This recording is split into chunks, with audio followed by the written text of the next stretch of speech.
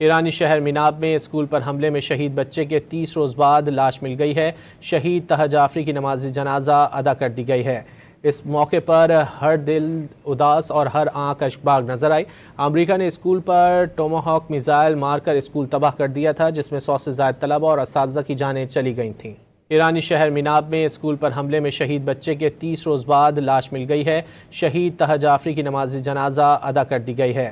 اس موقع پر ہر دل اداس اور ہر آنکھ اشکباک نظر آئی۔ امریکہ نے اسکول پر ٹوماہاک میزائل مار کر اسکول تباہ کر دیا تھا، جس میں 100 سے زائد طلباء اور اساتذہ کی جانیں چلی گئی تھیں۔ ایرانی شہر مناب میں اسکول پر حملے میں شہید بچے کے 30 روز بعد لاش مل گئی ہے۔ شہید طہا جعفری کی نماز جنازہ ادا کر دی گئی ہے۔ اس موقع پر ہر دل اداس اور ہر آنکھ اشکباک نظر آئی۔ امریکہ نے اسکول پر ٹوماہاک میزائل مار کر اسکول تباہ کر دیا تھا، جس میں 100 سے زائد طلباء اور اساتذہ کی جانیں چلی گئی تھیں۔